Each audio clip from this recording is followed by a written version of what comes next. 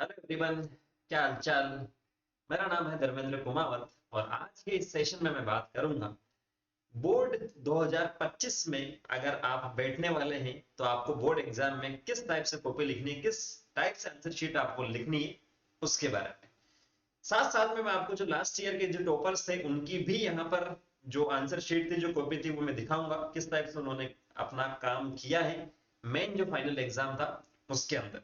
तो कुछ बेसिक बातें यहाँ पर मैं डिस्कस करूंगा। सेशन को लास्ट तक आप देखेंगे तो काफी हेल्पफुल रहेगा ये सेशन। स्टार्ट अपन करते हैं बिना टाइम वेस्ट किए। बोर्ड परीक्षा में उत्तर कैसे लिखे, ये 15 बेसिक पॉइंट मैंने यहाँ पर लिखे हैं। तो सबसे बेसिक जो बात है वो ये है कि आपको आना चाहिए जो क्वेश्चन पेपर आया वो, इसका मतलब जो कॉन्सेप्ट है, जो थ्योरी है, वो आपने बहुत अच्छे से पढ़ रखी। केवल हैंडराइटिंग अच्छे होने से, केवल नीट एंड क्लीन काम करने से भी कुछ नहीं होगा। कुछ आएगा तभी तो लिखेंगे। तो वो एक पहली टर्म्स एंड कंडीशन है, वो आपको ध्यान में रखना पड़ेगा कि मुझे आता है, सब कुछ नहीं तो पेपर का 90% पार्ट तो मुझे आना ही चाहिए। क्लियर है। सो अब उत्तर कैसे लिखें उसके बारे में अपन डिस्कस करते हैं। सबसे पहला जो पॉइंट है वो है प्रश्न को आपको समझना है, प्रश्न को बहुत बहुत ध्यान से आपको पढ़ना है। बहुत सारे स्टूडेंट्स ये होते हैं कि प्रश्न तो पढ़ लिया, अब उसके बाद में जब आंसर लिख रहे हैं तो मान लीजिए कि बड़ा कोई क्वेश्चन आया था जिसमें 5 मार्क्स का कोई क्वेश्चन आ गया, तो आंसर लिखते लिखते वो खो जाते हैं। उसी आंसर में दूसरे क्वेश्चन का आंसर वो लिखना शुरू कर देते हैं। समझ पा रहे हो। तो प्रश्न को बहुत अच्छे से आपको पढ़ना है, एक बार नहीं 2 बार आपको पढ़ना है। जब भी आपको पेपर दे दिया जाए तो पहले जो 5 मिनट है उसमें केवल प्रश्न पत्र को ही आपको पढ़ना है। ऐसा नहीं कि एक एक वर्ड पढ़ने लगे, एक एक शब्द पढ़ने लगे। सरसरी निगाहों से फटाफट पढ़ लो कि छोटे क्वेश्चन ये, बड़े ये हैं और उससे बड़े ये हैं। जिससे आपका क्या होगा, सब कॉन्शियस माइंड जब लिखना शुरू करेंगे ना तो काम करता रहेगा। सब कॉन्शियस माइंड क्या करता है, आप क्वेश्चन नंबर फर्स्ट का आंसर लिख रहे हो और आपने पूरा पेपर पढ़ लिया, तो पांचवे का अगर मान लो आपको कुछ याद नहीं आ रहा है तो वो पीछे पीछे याद करता चलेगा और आपको पता भी नहीं चलेगा। तो एक बार का 5 मिनट में आपको क्या करना है, पूरे प्रश्न पेपर को पढ़ लेना, बहुत अच्छे से आपको पढ़ लेना फटाफट से। ठीक है, उसमें टाइम नहीं लगना चाहिए क्योंकि टाइम रहता है कम अपने पास। उसके बाद में सेकंड जो पॉइंट लिखा है, प्रश्नों का चयन सोच समझ कर करें कि मुझे कौन से प्रश्न का आंसर मुझे देना है, कौन से क्वेश्चन का मुझे आंसर देना है। अब कुछ स्टूडेंट्स ऐसे होते हैं कि शुरू से ही करते थे फर्स्ट सेकंड थर्ड फोर्थ आ नहीं रहे, तो उसकी जो आंसर शीट है कॉपी उसके अंदर जगह खाली छोड़ दी, बाद में देखा जाएगा। अरे भाई आएगा ही नहीं, तो उस वक्त जगह खाली रह जाएगी, और खाली रह जाएगी तो जो आपकी नोटबुक या जो आंसर शीट चेक करेगा उस पर क्या इफेक्ट पड़ेगा, कुछ ना कुछ तो नेगेटिव पड़ेगा। तो जो क्वेश्चन आपको बहुत अच्छे से आता है, चाहे वो बड़ा हो लॉन्ग आंसर ना, चाहे वो छोटा हो शॉर्ट आंसर टाइप हो, उसी को आपको पहले अटेम्प्ट करना है। जो बहुत अच्छे से आपको आता है कि इसमें से तो मार्क्स कट ही नहीं सकता, 0.1% भी मार्क्स नहीं कर सकता, वो आपको पहले यहां से करना है। जो नहीं आता उसको बाद में देखा जाएगा। क्लियर है। थर्ड पॉइंट आप देखें, अंकन योजना का पालन करें। अंकन योजना का मतलब जैसे मान लीजिए कोई क्वेश्चन आया, उसके अंदर छोटे छोटे भाग उसके अंदर लिख दिए, 1+1+1, टोटल जो क्वेश्चन था वो 3 मार्क्स का था, या 5 मार्क्स का आ गया, बड़ा क्वेश्चन आ गया 2+1+1+, इस टाइप से कर दिया। तो इसको आपको बहुत अच्छे से समझना पड़ेगा। ऐसा नहीं कि 1+1 में पहले मैं पूछा था परिभाषा डेफिनेशन लिखी तो ये तो मुझे आती है, तो इसको मैं 3 4 लाइन 5 लाइन में लिखता जा रहा हूँ और आगे वाले आता नहीं, तो वहां पर एग्जामिनर मेरे को मार्क्स दे देंगे। नहीं, जितना आपका नंबर दे रखा आपको, 1 मार्क्स, हाफ मार्क्स, 2 मार्क्स, उतने में ही आपको उसको बताना है, ज्यादा भी नहीं बताना और कम भी नहीं बताना। ये भी आपको बहुत अच्छे से ध्यान में रखना है। अपने उत्तरों की संरचना करें, जो आंसर से उसको आपको फ्रेम करना है, किस टाइप से मुझे लिखना है। कि अगर उसमें कोई डायग्राम है तो मुझे डायग्राम को कब बनाना है, उसके अंदर कोई मोस्ट इंपोर्टेंट पॉइंट से डेफिनेशन है, परिभाषा, उसको मुझे कब लिखनी है, नामांकन मुझे कैसा करना है, ये आपको फ्रेम करना पड़ेगा। उसकी स्ट्रक्चर आपके दिमाग में चलती रहनी चाहिए। ऐसा नहीं कि आपने पूरा आंसर लिख दिया, सबसे लास्ट में डायग्राम बना रहे। समझ पा रहे हो। बीच में अगर डायग्राम बना दिया, ऊपर थोड़ी थ्योरी लिख दी, नीचे लिख दी, तो ऐसा काम चल सकता है। तो आपको फ्रेम करना पड़ेगा कि मुझे किस टाइप से लिखना है। संक्षिप्त और सटीक उत्तर लिखे, ये मैं आपको बता चुका हूं। जो आता है वही आपको लिखना है, बिना फालतू की रामायण नहीं लिखनी है। जो नहीं आता वो सबसे लास्ट में, उसमें आप कुछ भी लिखो भले, लेकिन जो आता है उसमें सटीक आंसर ही आपको लिखना पड़ेगा।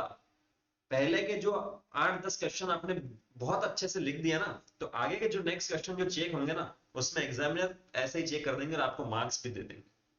क्लियर है। सरल भाषा का बिल्कुल प्रयोग करना है। अपनी लैंग्वेज में चाहे तो आप लिख सकते हो, लेकिन वो सही होना चाहिए। अपनी लैंग्वेज का मतलब यानी कि राजस्थानी में लिखना चले, कोई उर्दू में लिख रहा है, कोई संस्कृत में लिख रहा है, नहीं। ठीक है। विशिष्ट बिंदु लिखे, इंपॉर्टेंट पॉइंट लिखे, कोई थ्योरी आप लिख रहे हैं उसके अंदर स्टार मार्क कर दीजिएगा, और जो इंपॉर्टेंट पॉइंट है वो आपको लिखना है। इंपॉर्टेंट पॉइंट जो आपने लिखा है उसके नीचे हो सके तो अंडरलाइन कर दीजिएगा। अगर आप ब्लैक पेन एग्जाम में यूज ले सकते हैं तो उससे कर सकते हैं, नहीं तो ब्लू से कर सकते हैं, पेंसिल से कर सकते हैं, ठीक है।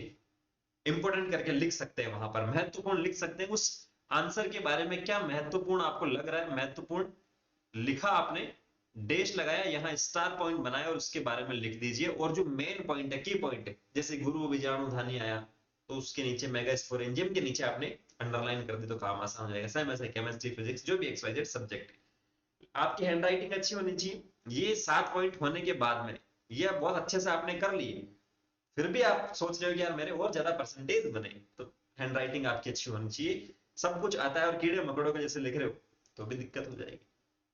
ये रेखांकित करें, महत्वपूर्ण शब्दों को रेखांकित करें, ये मैं आपको बता चुका हूं, जो भी शब्द आपका आ रहा है। टाइम मैनेजमेंट का आपको बहुत अच्छे से ध्यान में रखना है, समय प्रबंधन, बिना टाइम मैनेजमेंट के भी कुछ नहीं होगा। छोटे छोटे जो बहुविकल्पात्मक मल्टीपल चॉइस क्वेश्चन आते हैं उनको फटाफट से आपको करना है। जिस क्वेश्चन के अंदर डायग्राम पूछा है या कोई टेबल पूछी है, कोई डिफरेंस पूछा है, उसमें आप थोड़ा सा टाइम ले सकते हैं। डेरिवेशन पूछी, ठीक है, व्याख्या पूछी, तो ये आपको सोच के जाना पड़ेगा, पहले से ही प्रैक्टिस करके जानी पड़ेगी कि मुझे कौन से सेक्शन में, कौन से भाग में कितना टाइम मुझे देना है। एक क्वेश्चन जो आ रहा है बहुत अच्छे से आ रहा है पूरा चैप्टर, उसके बारे में लिख दोगे तो दूसरे छूट जाएंगे। मार्किंग आपको देखनी कितने मार्क का है, टाइम आपको ध्यान में रखना पड़ेगा किसी भी तरीके से। जो भी नेक्स्ट आपको एक्स्ट्रा टाइम दिया जाए उसका सदुपयोग करना, वापस से फटाफट से कॉपी आपने देख ली, कोई गलत तो नहीं है, कोई वो तो नहीं। कागज को साफ सुथरा आपको रखना है। साफ सुथरा कैसे रखना अभी मैं जो टॉपर की आंसर शीट कॉपी बताऊंगा उसमें बता दूंगा।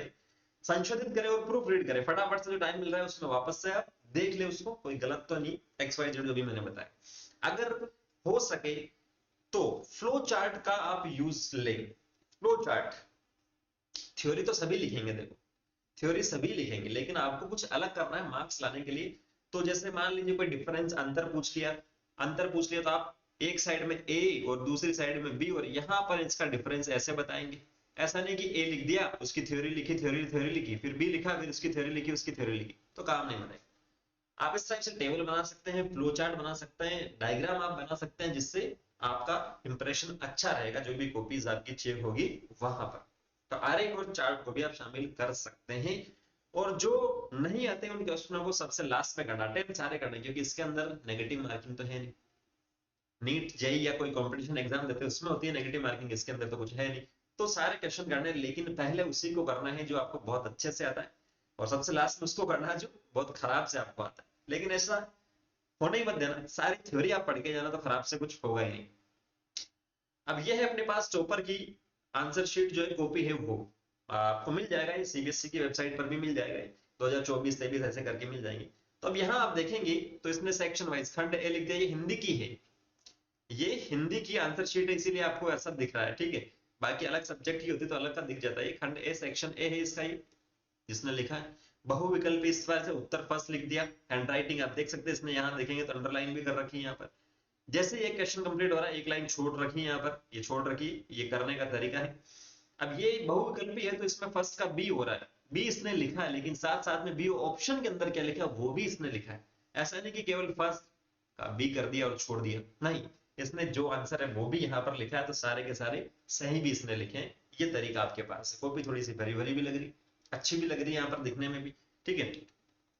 ये आपके पास सेकंड इसका पेज था जो बहुत अच्छे से इन्होंने किया। उत्तर सेकंड आप देखेंगे तो ये उत्तर सेकंड काव्यांश जो था वो यहाँ पर सारा सब कुछ लिखा है।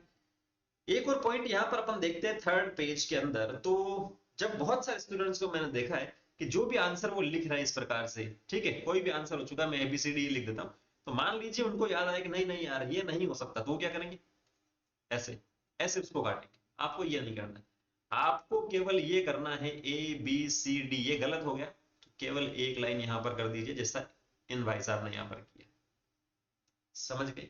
तो केवल एक लाइन से ही उसको काटना है, इतना नहीं करना कि साफ साफ वो दिख जाए, वो आपको यहां पर नहीं करना है, क्लियर है। और ऐसा भी नहीं लिखना है कि जो दो शब्द आप लिख रहे हो उसके बीच का जो गैप है ना वो इसने सही रख रखा है। बहुत सारे स्टूडेंट सोचते हैं कि मैं बहुत ज्यादा गैप रखूंगा तो आंसर मेरा बड़ा दिखेगा, तो ऐसा नहीं चलता भाई, जो जैसे लिख रहे हो वैसे ही लिखो गैप तो, ज्यादा छोड़ने का भी कोई सेंस यहाँ पर नहीं है। अब ये इंग्लिश की देखेंगे आप आंसर शीट, तो इंग्लिश में इसने देखो क्या किया, लिखा हैंडराइटिंग वगैरह सब कुछ सही है, इस पेपर पर मुझे एक भी कोई गलती नहीं दिख रही है, लेकिन हाँ अच्छा ही जरूर दिख रही है, जो इंपॉर्टेंट पॉइंट है उसको अंडरलाइन कर रखा सर ने यहाँ पर, ये देखो यहाँ, ये अंडरलाइन, ये अंडरलाइन, यहाँ पर अंडरलाइन, जो इंपॉर्टेंट पॉइंट्स इनको लगे थे, समझ पा रहे हैं? तो ये भी आपको ये करना है, और साथ साथ में आप देखेंगे जो आंसर लिखा है इसने पूरी कोई थ्योरी नहीं लिखी। बहुत सारे स्टूडेंट जो मान लीजिए कोई 4 मार्क्स का 4 नंबर का क्वेश्चन पूछे, तो वो थ्योरी लिखना शुरू कर देते हैं, ऐसे ऐसे ऐसे पूरा पैराग्राफ उसका बना देते हैं, तो वो भी आपको नहीं करना। आपको पॉइंट वाइज पॉइंट चलना है, इस टाइप से एक एक पॉइंट बना करके ही आपको आंसर लिखना चाहिए, कोई सी भी सब्जेक्ट पॉइंट बना कर ही आपको यहाँ से लिखना है। ठीक है, ये आपको दिख गई। ये मैथ्स में आप देखेंगे, अगर किसी इसने मैथ्स या फिजिक्स ले रखी हो, तो फिजिक्स के अंदर भी आप देखेंगे इसने ये साइड में, अगर आप रफ वर्क करते हैं तो जो भी कॉपी आपकी उसके सबसे लास्ट पेज आप यूज ले सकते हैं रफ वर्क के लिए। ठीक है, और जगह नहीं स्पेस कम है तो साइड में इसने रफ वर्क जो किया वो भी कितना बढ़िया से किया है, लिख दिया साइड में RW मतलब रफ वर्क। और बाकी जो इसके आंसर से वो आप देखो, एक भी यहाँ पर काटी पेटी नहीं है। तो इस टाइप से आप करोगे तो आपको मार्क्स मिलेंगे मिलेंगे, और बाकी जो 15 बेसिक पॉइंट्स मैंने आपको बताए हैं वो आपको बहुत अच्छे से ध्यान में रखने हैं, तभी आपका काम बनेगा। क्लियर है? इसके अलावा भी किसी टाइप का आपको डाउट रहता है तो कमेंट सेक्शन खुले हैं, कमेंट करके पूछ सकते। Thank you, all the very best.